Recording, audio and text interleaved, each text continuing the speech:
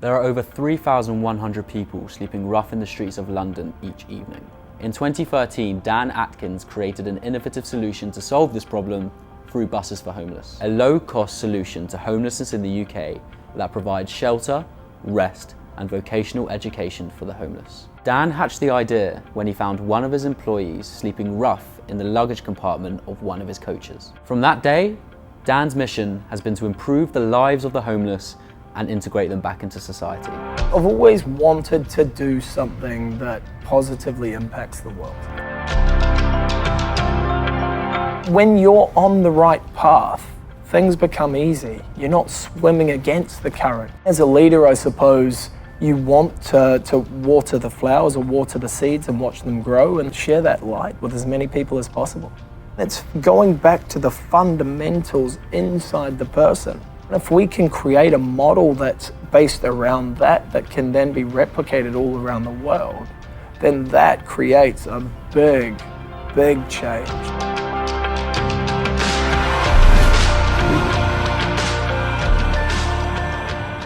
So Dan, based on our conversations we've had before, you've had quite a diverse path to get you to this point, from entrepreneurship to, I know you were previously a school teacher. Mm-hmm. How did it all begin? What was your upbringing like? What was your childhood like? Yeah, look, I'm from a tiny little town in New Zealand, which, I grew up in a caravan. I remember when I was 4 years old, grew up in a caravan, five of us. My brother and sister slept on the seat. I was sleeping on the table in a tiny little place in New Zealand, but opposite one of the most beautiful beaches. So, I had a lovely childhood. My father was coached every single sports team that I played for. My mum was the one that went out and kind of brought home the bacon, so to speak.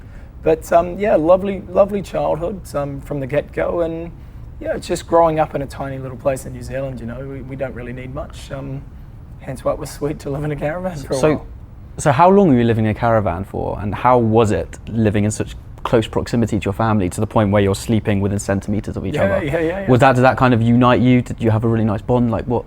Yeah, we were always really close, and we remember the day that we moved from the caravan. It was 18 months into a 2-bedroom place, again directly opposite the beach, which was lovely and pretty unique living. Yeah. Going from a caravan in New Zealand to being in some of the major cities of the world, like London. But that made you appreciate the open space a lot more, especially just that move from the caravan to just more of a family home. Yeah, so in a way, I suppose, having thought about that, it's kind of just been a logical progression, obviously, to move forwards. And I've never actually made that connection of the caravan to the buses, which obviously we'll discuss later on.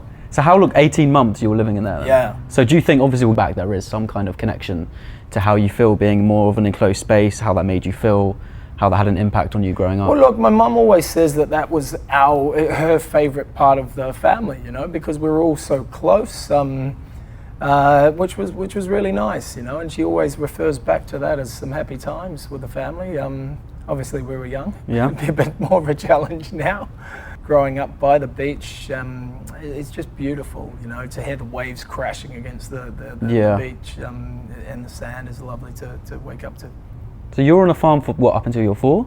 Up until the caravan? No, from then on, we kind of lived on farms all the way up till I was about 18. What did that entail? Were you properly working on the farm? I was always playing sports, so my brother and sister spent a lot of time with my father, with the horses, and on the farm riding, and he was a horse trainer as well. And then I was playing every sport that I could, cricket, rugby, golf in between, tennis, and I've always been an active kid. So from childhood, living on a farm up until you're 18, always into sports. Where did your career start? Before I did the UK, I went through university in New Zealand. What did you study? I'd studied PE and business. Okay. And then my final year, the government said, here's $10,000 Very nice. if you would like to go to teach. And that was kind of like a logical step. What does every student want? Free 10 grand. Yes, please. Thank you very much, New Zealand government. But then that also gave me the opportunity to kind of fulfill the childhood dreams of coming to the UK and then obviously teaching.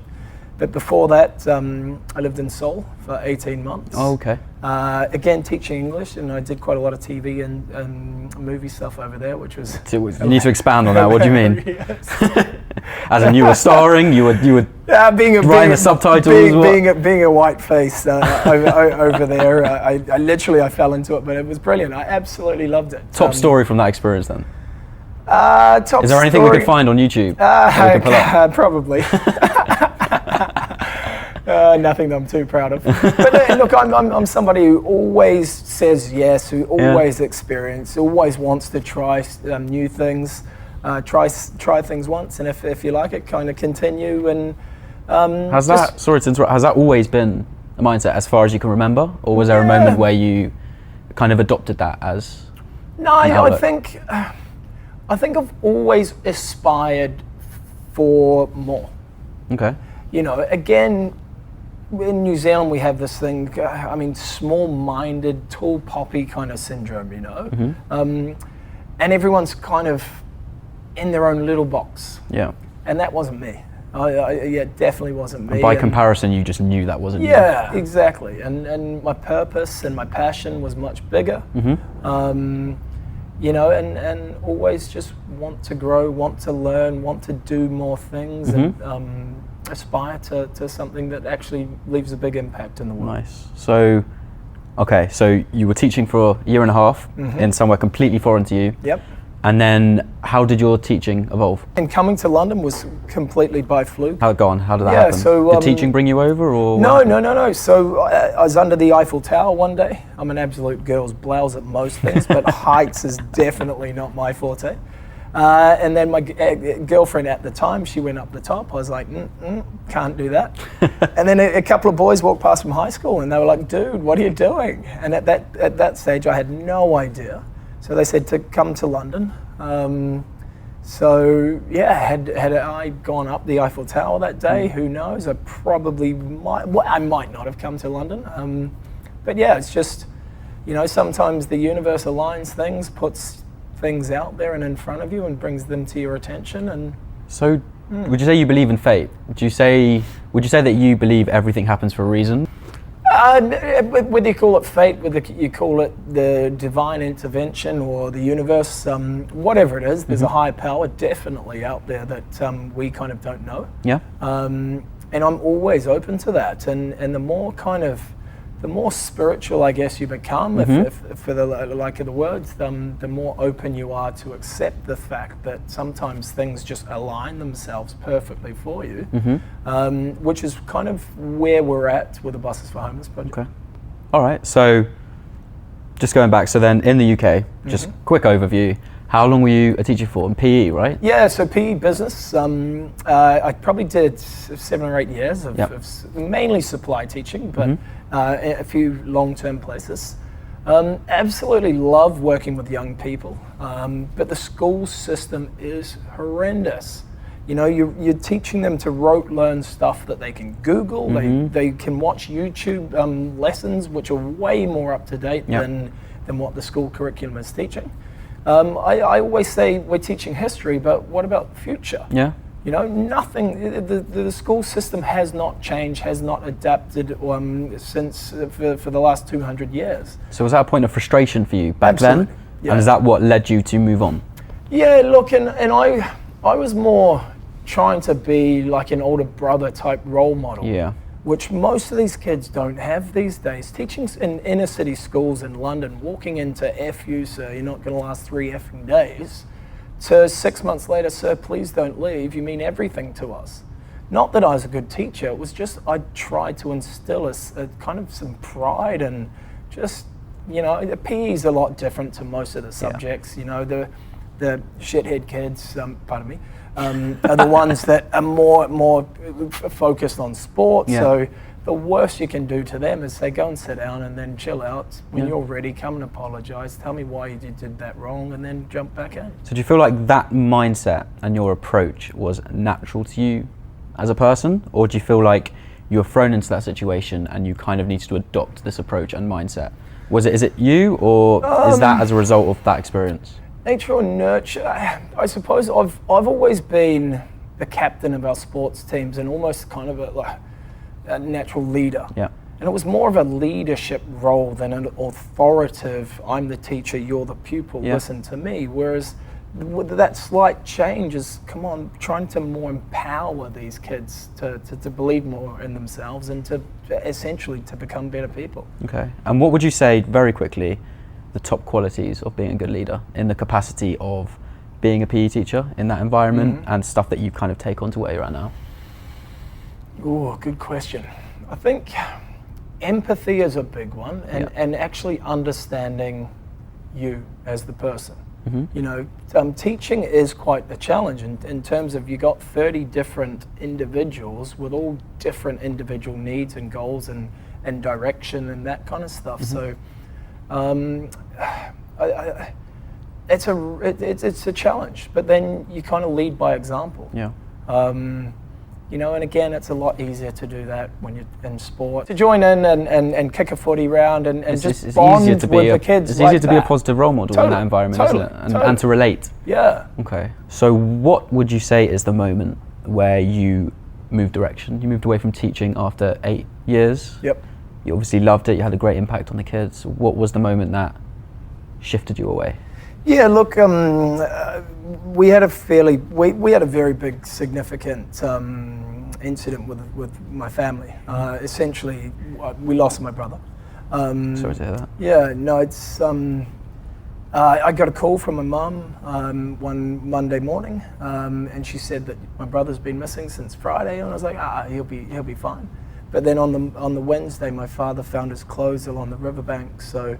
You know, I went back home a couple of weeks later. The police finally allowed us to drain the river, and unfortunately, I had the pleasure of seeing my brother's body being put into a body bag.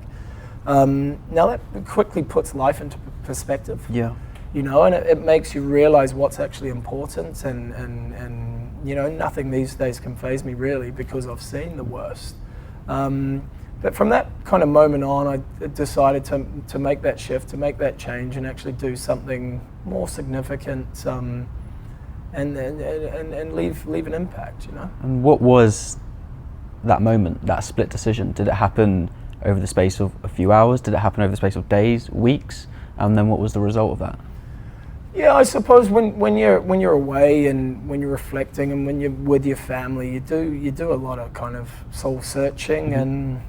It wasn't, I guess, until I got back to the UK where I was just by myself, because when I was in New Zealand, I was the one that was kind of almost removed, per se, one step from my family. And coming back to London, it was literally, I was just sat in a room, going round and round in circles. Did you have a support network, a good social circle around here, or? Yeah, I was really fortunate, you know, and it's only now that I'm starting to speak about this a lot more in public and obviously with people like you, that I realized that I was actually quite almost in the depression cycle. And a very good friend of mine took me away on this spiritual meditation type weekend, which helped me a lot and helped me understand and be clear and almost be at peace with what happened to my brother. And how long from when it happened to that trip? What was that length of time? That was probably a space of 2 to 3 weeks. Wow. And it was so pretty immediate. Yeah. You know, and I do realize that everyone has their own story as well.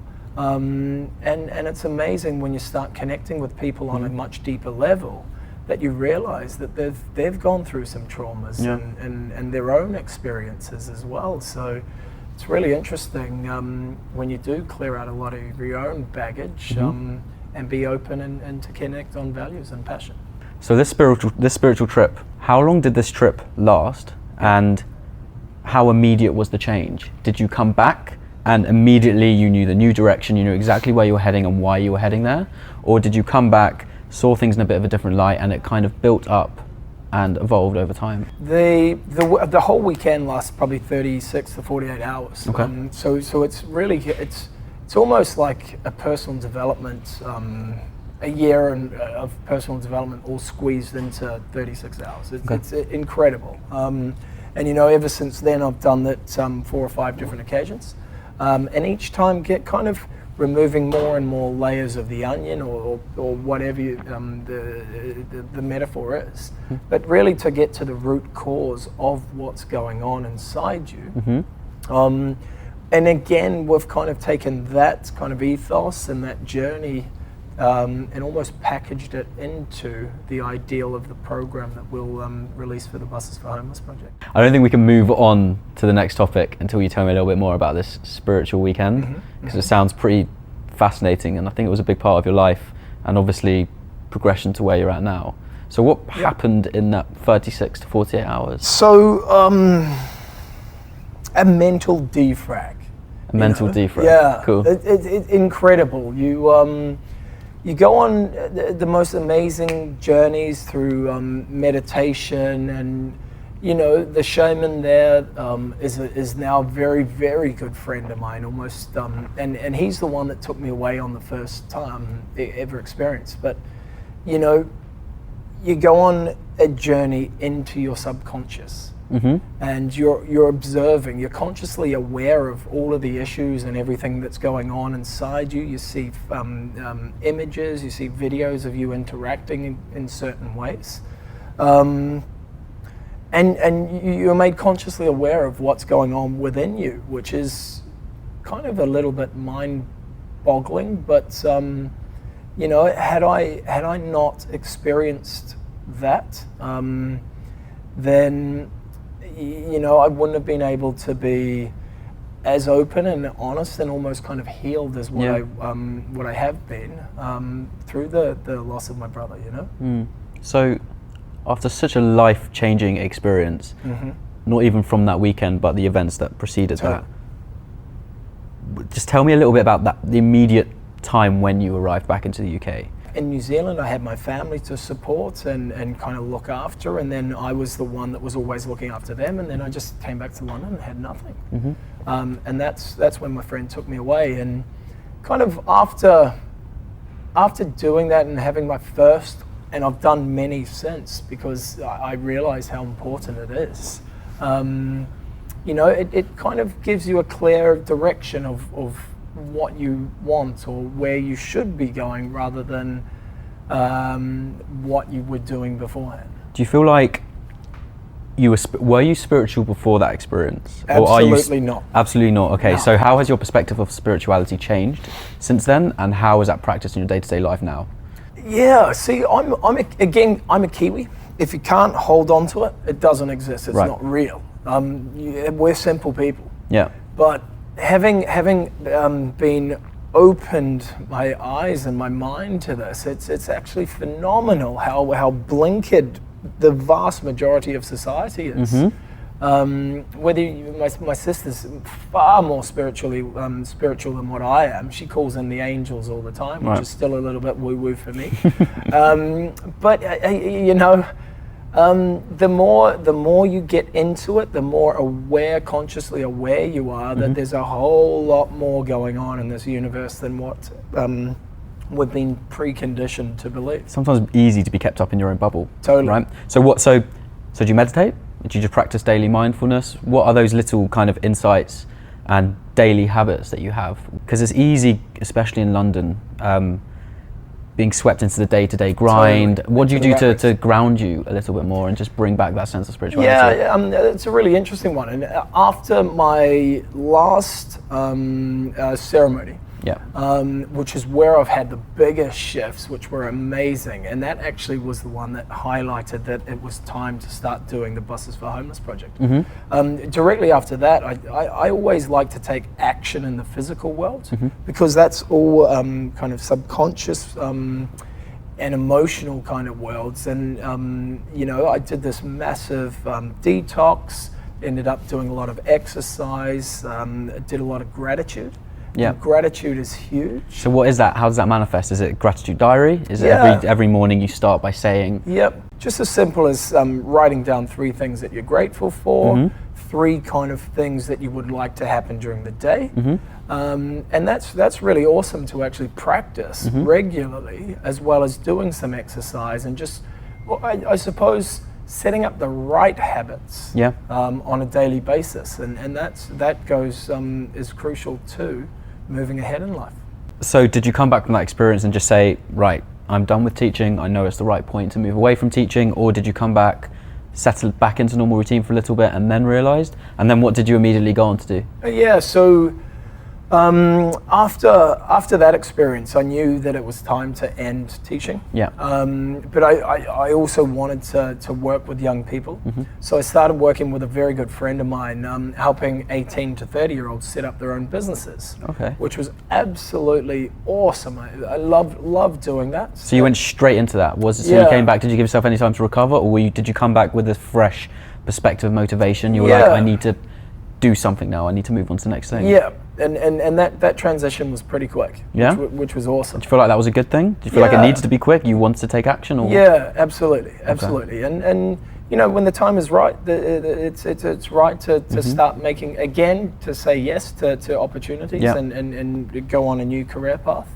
But I loved it and did that for about 18 months. And part of that was helping young people get access to startup capital. Okay. But most importantly, to business mentorship, right, which is crucial for anything. You know, having mentors that have been there, done that, walked the talk. Yeah, of course.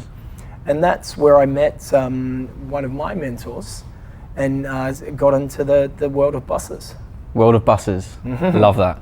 So okay, so before we move into that, so how did your mentor facilitate that move into buses?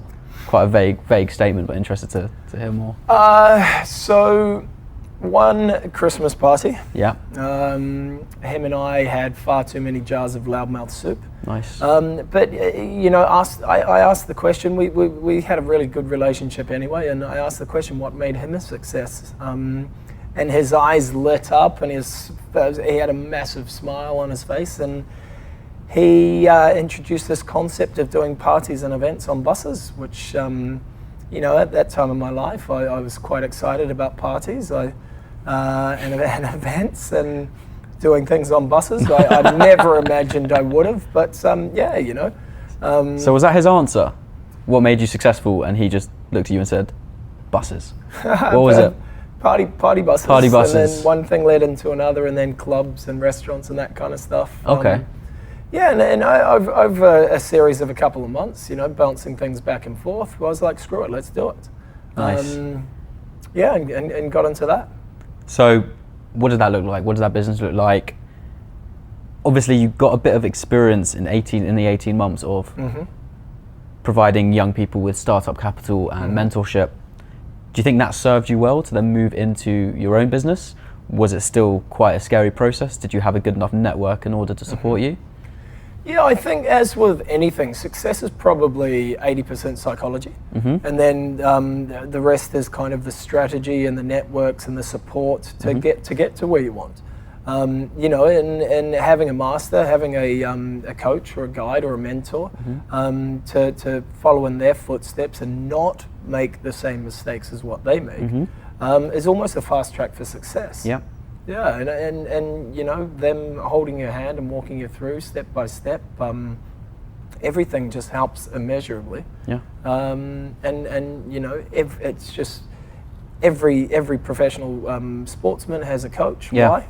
To get them to the top. You know, so the thing I think the benefit of mentors is they help you identify the mistakes you make before you make them, so Absolutely. you can still learn from them, but you don't have a massive it's almost failure on your a hands. fast track for success. Yeah. You know?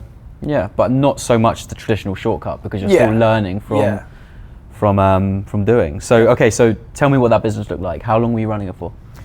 Yeah, so that business was awesome, lots of fun. We worked with all of the biggest Fortune 500 companies. We had loads of celebrities on board. We did some wild stuff. You know, we had rock bands playing full 5-piece sets on board the buses as we were driving on board around. The buses? Yeah, which was absolutely bonkers. But it was fun and it was enjoyable. But going back again, the last time I did a ceremony, it showed me that it was time to move on, move forwards, and actually do something that made an impact in the world, rather than just helping people have a good jolly. Nice. So did you always have that inkling as long as you can remember? Or was it you started this business and kind of as you kind of went through all these different career paths and all these different spiritual experiences to just build up and build up and build up? What facilitated this move into what is now Buses for Homeless? Yeah, I've always wanted to do something that positively impacts the world. How come? Where does that come from? I don't know. I've just, ever since I was little, I just wanted to do more and help people. Being a teacher, I just wanted to inspire these kids with the right mindset to achieve whatever it is they wanted to achieve in life.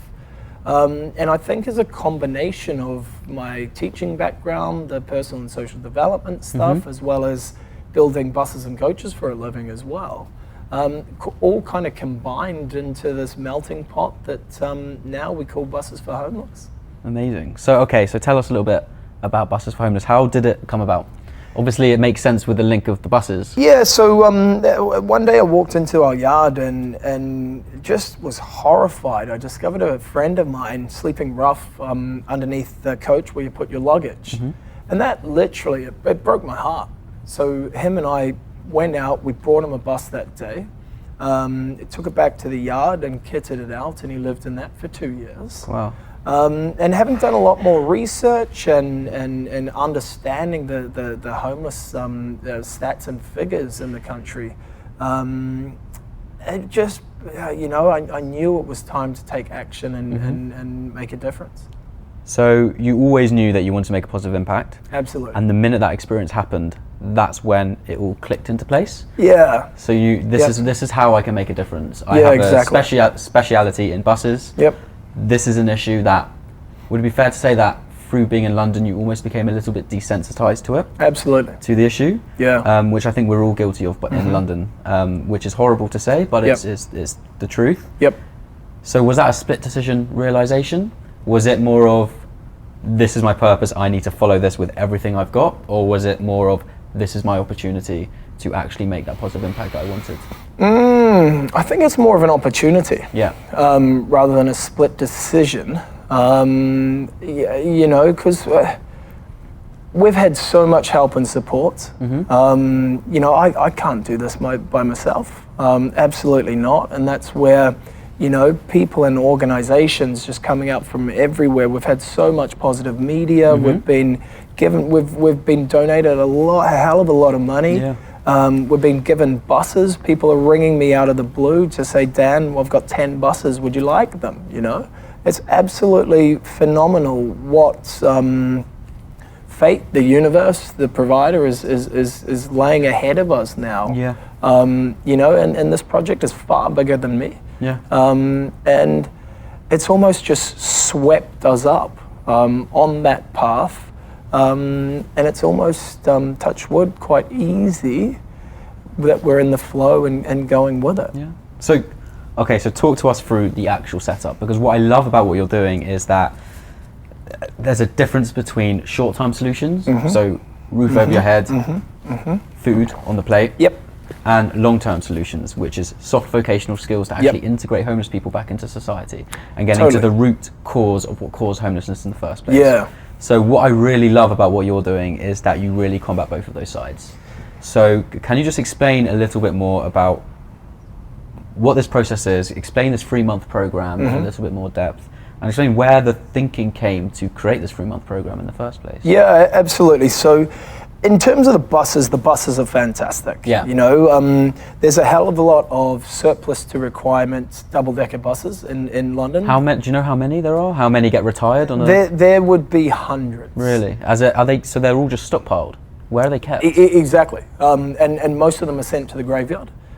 Because of the new ultra-low emission zone regulations, anything that's older than 2006 is now a surplus to requirements. Okay. And rather than going to the graveyard or the scrapyard, whichever you want to call it, we're trying to upcycle them, as many of them as possible, into eating, sleeping, learning and well-being spaces that really help homeless people.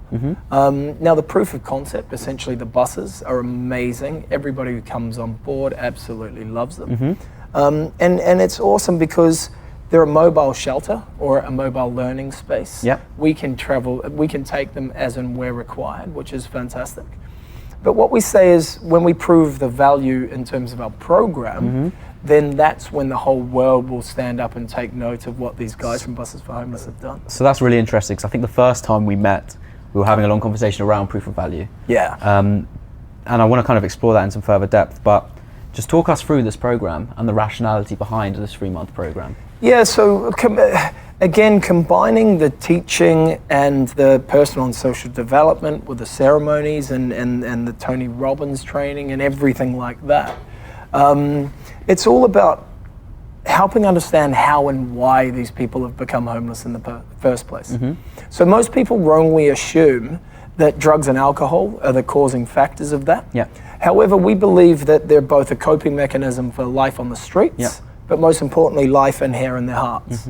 Okay, so our whole intention for the first month is almost to strip those layers back to the root cause and find what's going on. Now, most of the time, that's going to be an issue from in their past, their childhood, or a trauma or something like that.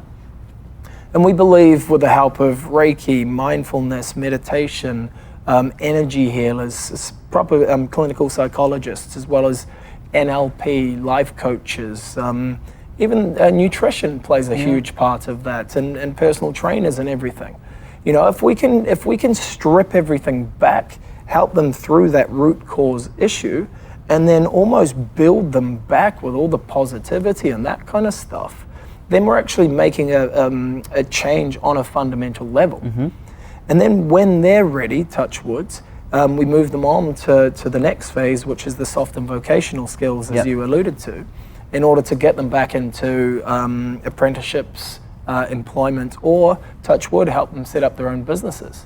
So I just love how what we were talking about before near the beginning is you take all the experiences of life that life throws at you, and it kind of makes up who you are. And it kind of just feels like everything in Buses for Homeless right now is just a combination and a hot pot of all of your life experiences. Melting pot, How does it feel waking up every day knowing that what you're doing is an accumulation of everything that you've built up to this point, and knowing that it's for good? Wow, and as you say that, I literally have full body goosebumps. So you know, and it's just incredible. Look, it's an absolute challenge on a daily basis as well, but there are so many things aligning themselves and people and organizations coming out of the blue just to keep us going and going and going. To kind of be on to find your true north is an amazing experience, and it's fantastic.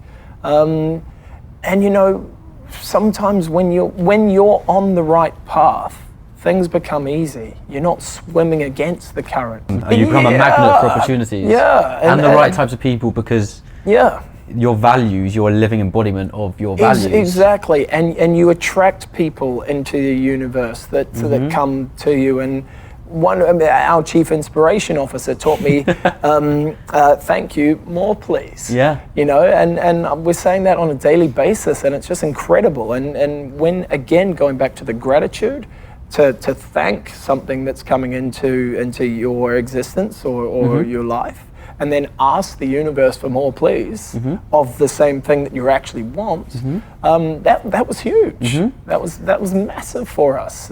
So obviously a lot of things you've done in the past, from being the leaders of a sports team to being a teacher, how would you compare those kind of fulfilling roles? Like, that's still a fulfilling thing to do, waking up every day and knowing you're helping people, knowing you're making a positive impact.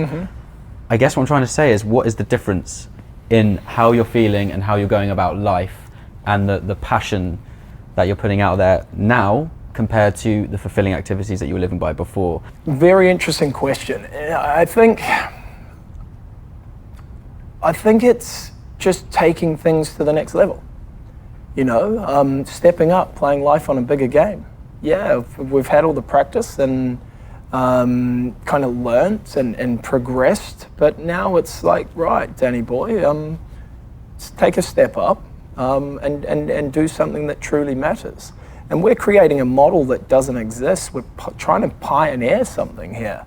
And it's always a challenge. But it's just, I love it, and I'll do it until we make it happen. And then I think the most proudest I will be watching our first group of people graduate and go off into the real world, and actually then come back and pay it forward to the next group of people that we bring onto the program as well. So again, as a leader, I suppose you want to water the flowers or water the seeds and watch them grow, and then just share that light with as many people as possible. That's really nice. Yeah. That's really nice. Those 4 buses. Yep. What are those 4 buses again? So eating, sleeping, learning, and well-being spaces. Which one's the most important, and which one's the favorite? Look, the most important for anybody is shelter and food. Of course. All right, but that's not actually going to make the fundamental change. So I suppose my favorite, as well as the most important, is the Bus for Wellness, which is where we're helping these people through their issues, through their inner demons, and then layering them back in positivity and support and everything. And it's really interesting.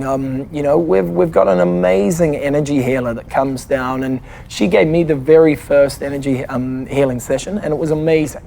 And I had tears in my eyes because the whole thing was just exactly what I envisaged from the get-go. And one of the guys that we've been working with, Chris, I said to him, look, you should try it. And he was like, nah, not at all.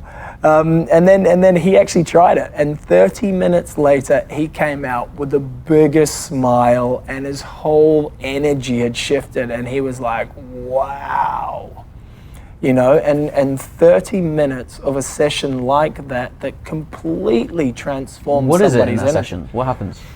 So again, she does a lot of Reiki, energy healing, and then touch. She taps into whatever flow that exists, and she naturally, I suppose, resonates over one area. This amazing, relaxing music going on in the background, the incense, it's just perfect. And just to clear the blockages and your chakras, or however you want to call it, and to release the energy, it's incredible. How important is, because all the big change that's happened in your life, Yeah. kind of seeing a common pattern of it happening in a very small and condensed period of time. Totally. Do you think that is important for proper self-development and change, and that it's just coincidence that you kind of have a bit of a smaller scale to create that change in? But do you think that's needed anyway? The self-insight, the self-realization needs to happen in a short space of time in order to propel that change? I suppose because I've done so much work and done everything under the sun, and finally found something that you can condense it all into a short space of time. But then, for me that works, but that's a series of events that have led up to that. Yeah. So it's kind of trying to pick out the best of both worlds, of all worlds and all programs, and trying to package them into almost one kind of set unit plan type thing that we can essentially license or scale up and down the country and then worldwide to create that change. So, what I'm really interested in finding out is, obviously the 4 bus concept is still a concept at this stage, right? Yeah. That's what it will look like eventually. Yeah. But right now, as we spoke about before, you need to generate this proof of value or validation. Yeah. What does that validation look like, and how are you currently going through the process of funding it? It's really interesting. So we're a social enterprise, or a CIC, which is slightly different to most charities and that kind of stuff. So a social enterprise is a hybrid between a limited company as well as a charity. Now, the reason why we set that up is we can still receive donations from the public and from various different people and organizations. But then it gives us the flexibility and less bureaucracy. So we can pivot, we can look to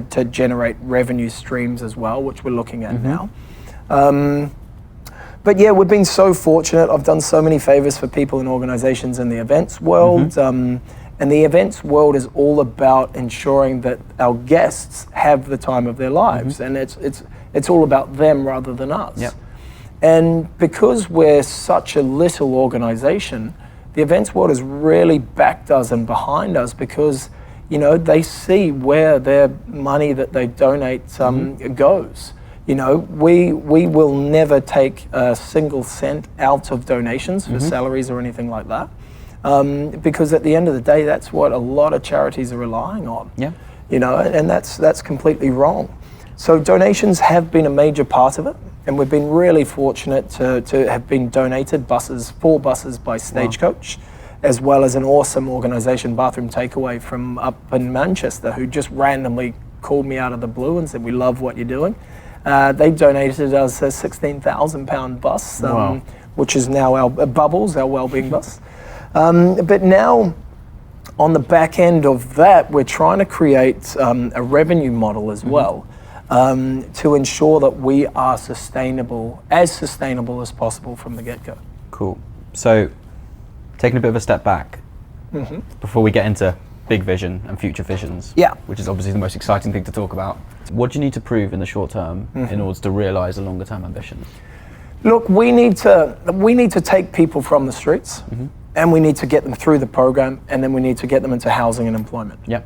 You know, it's really interesting that all throughout the build process as well, we've been working with 4 or 5 different people who are or have been homeless. One guy, Chris, again, one of my friends found him literally underneath a Sainsbury's begging for money. He'd built up a relationship with Chris as well, and you know, he asked Chris if he had any skills, and he said a labourer, so he said, "Dan's got a bus project, come down."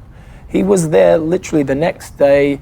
He absolutely smashed what he was doing on the flooring, and then he's been with us ever since. So that kind of epitomizes what the program is throughout the build process as well.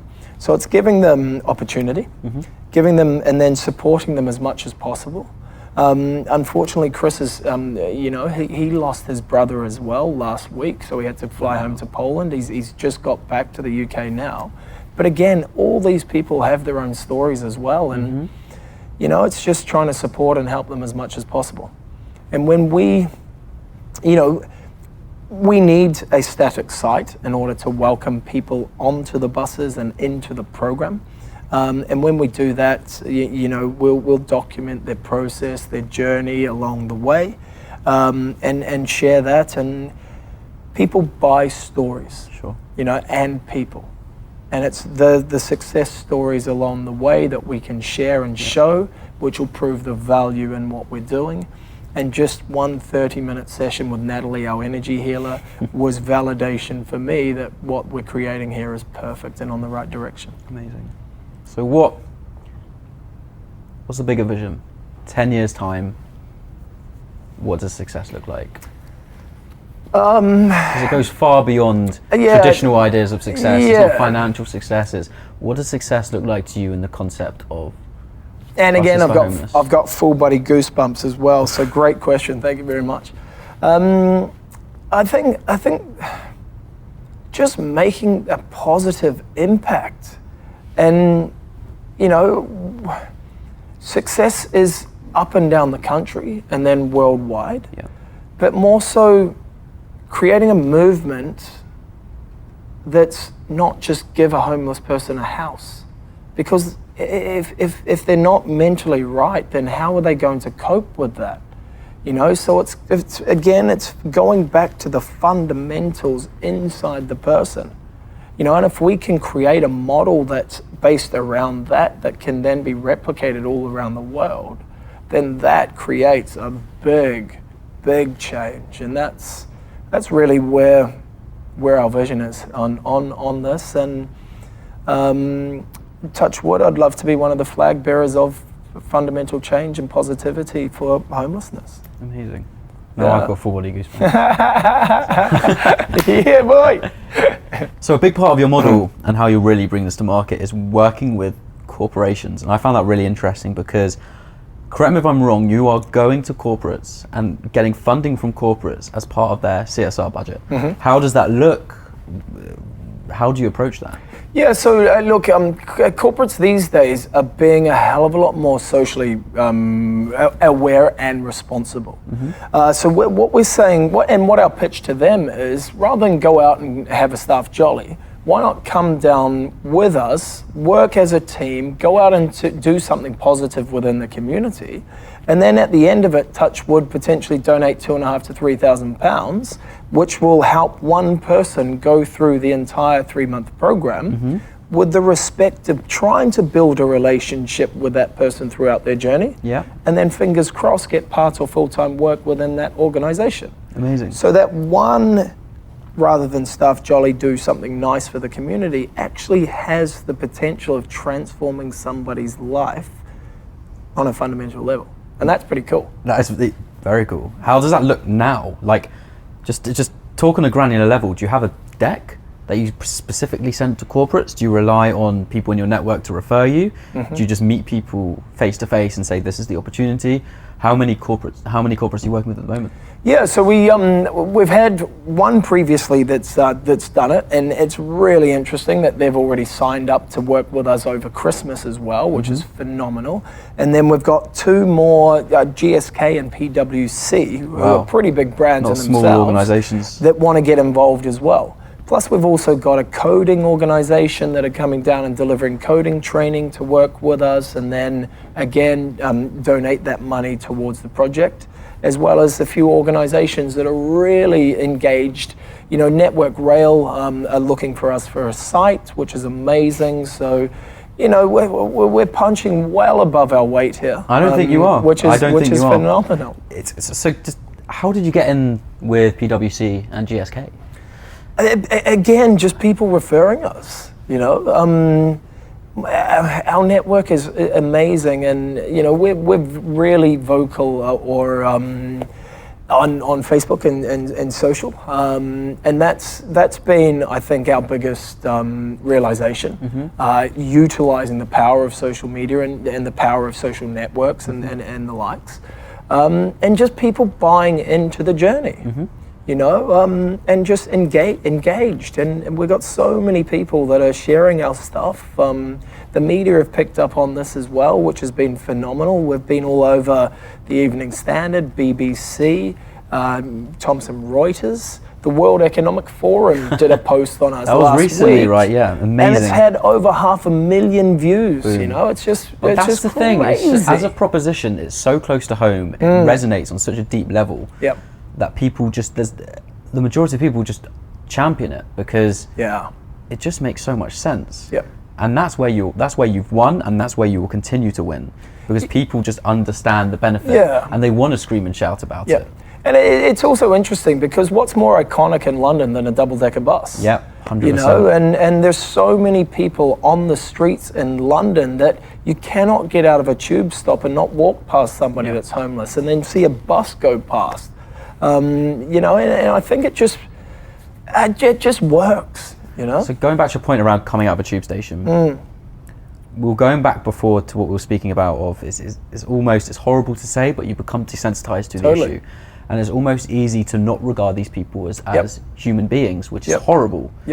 What needs to change regarding public perception of homelessness, and how can that be? Yeah, and it's really interesting that you say that as well, because people are desensitized to it, you know, and most people would go up to a homeless person that's got a dog and be more concerned about the dog than the actual person with the dog, you know, which is just totally wrong. Why is that? You know, it's hard to say, but it's just, that's what society is turning into, which is bonkers. And what needs to change in order to bring it back to actual reality? Look, what needs to change is people actually need to care, you know, and get out of their own heads, get out of their own bubble. You know, again, unfortunately, most people go through their lives concerned about trivial stuff, and it's not until you have these big, significant life issues that you become aware that life isn't watching Love Island or tweets from some celebrity or whatever, and actually there's a person on the street that you could literally just go up to and say, hey, hello, sir, or ma'am, what's your name, and build a relationship with that one person. What is it from a psychological perspective that allows us as human beings, where the majority of us do have that level of empathy naturally, to completely disregard someone who is in a horrible situation compared to you, walking down the street? And the bit that gets me is when you treat them like an object. People don't even look at them in the eye, let alone a smile. What is that from a psychological perspective that actually breeds that kind of behavior? Because it is actually, talking about it now and rationalizing it, it is actually barbaric, but it happens on a massive level every single day. Do you know what causes that? Whether it's fear of the unknown or not knowing what to do, or I don't know, just people are too wrapped up in their own lives and their own heads and their own world. But it's something as simple as spending 10, 20 seconds to make eye contact, to actually acknowledge that they are there, to ask them their name and how are they today. You might not realize, but that may save somebody's life, and that's huge. And then what I really would love the viewers to take away is to build a relationship with one person on the street. And every day that you see that one person, actually say, hi Sam, hi Joe, hi ma'am, and build that relationship. Actually take almost care of them, but it doesn't have to be money. It's your time, and just treat them like a human being. Exactly. And that'll take 20, 30 seconds. But that has I suppose, the opportunity to change their life in a positive way. And you'll if you do that, you'll realize that they have a story as well, and that will make you feel much better than giving them a pound or whatever, or walking past them. That's maybe why it's so easy to disassociate, because you don't know their story, and you can't create that emotional connection. Totally. But I think, again, what makes us unique as human beings is that once you hear people's stories, once you hear that there was a series of events that led to them being where they are. And I think Zoe Cox, our head of strategy, said it, that you're only 3 events away from being homeless. Anyone. It could literally happen to anyone. It's a downward spiral. The average person in the UK is no more than 2 to 3 paychecks away from being on the street. That's crazy. And I think that taking that time just to understand people's stories and actually understand that, that is when that empathy will come. Totally. Okay. Totally. So, all right, going back to Buses for Homeless. You currently got a target to raise 50k, right? Yeah. What will that go on? And what will that do for the organisation? Yeah, so essentially we've built 3 of the 4 buses. But our dining bus needs a commercial kitchen to go inside that, so we can actually teach these people to cook and prepare healthy meals for themselves. Then their family, their group of 8 that they go through the program with. And then we want them to go out into the community and actually be cooking and preparing meals for other homeless people. So it's always homeless people paying it forward to other homeless people. Now, when we've got all 4 buses, then we need to move into a static site. And then we'll set up all the amenities like a shower and toilet containers, fridge freezer containers and everything. Potentially put a roof over top of the buses as well. So if it is inclement weather, then everyone's protected there. To really just finalize everything and move in, set up camp, as we call it, and then welcome on our first set of guests into the program, and then move forward from there. So I guess a nice way of rounding off before we move on to our final 3 questions that we end every podcast on. Excellent. How can we help? How can the viewer watching this, how can they help? Even as little or as much as possible. How can people feel like they can make a difference here? Yeah, look, first off, go out and build one relationship with one person on the street. Yeah. Because then you'll actually understand a lot better, and you'll feel much better about yourself. Then if you are liking what our vision or our journey and want to donate, then by all means visit our website, buses4homeless.org. And 100% of donations go straight to the organisation, right? I think that's really important. Absolutely. It's a good move, yeah. Yep.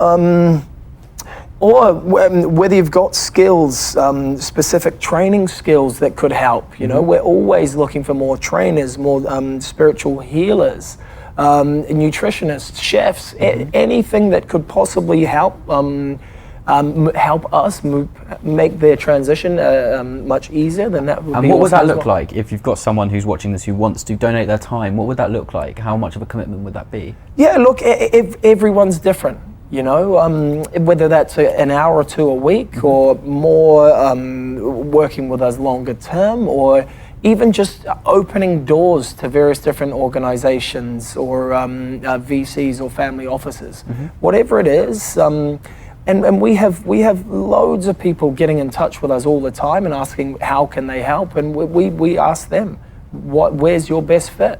Again, we want to utilize their time as effectively as possible, rather than getting them peeling spuds. Putting them in a box and saying, yeah, you can do that job. Exactly. And again, you know, a social enterprise allows that flexibility, whereas a charity, you kind of have to do the letter of the law, which, you know, if we're trying to shake trees, if we're trying to be the forerunners of a new homeless movement, then we have to be able to adapt, and we have to take on people's advice and support and just leverage.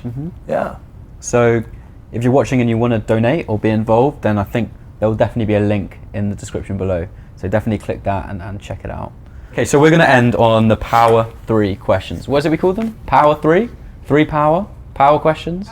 Power questions. The 3 power questions. We're going to end on the 3 power questions. Sure, fire away. The point of this is it's quick fire. Don't dwell on it. Whatever comes from the gut, just say. Number 1. Ready? If you could give your 20-year-old self one piece of advice, what would it be? Oh, ouch. Lose the ego. Lose the ego. Yep. Okay. We're better than that. This is probably one of my favorite ones. What do you want your hypothetical great-grandchildren to remember you by? Ooh. Being an amazing person, being a phenomenal father, and just the love that has passed from my generation down through my boys, my children, touch wood, I have them, and just making a difference. Okay. Yeah. And lastly, before we wrap up, finish the sentence. The world needs more. Oh, the world needs more people being nice to other people. And on that note, I think that's a really nice way to end it. Mate, awesome. Toby. Thank you so much. Wicked, mate. Thank you so much, everybody. And thank you for this. What you guys are doing is amazing. So all the best with P Squared. And thank you. Yeah. And looking forward to growing together and helping take Buses for Homeless and helping realize your vision. Yeah, we're all very excited here. Thank you so much. Okay.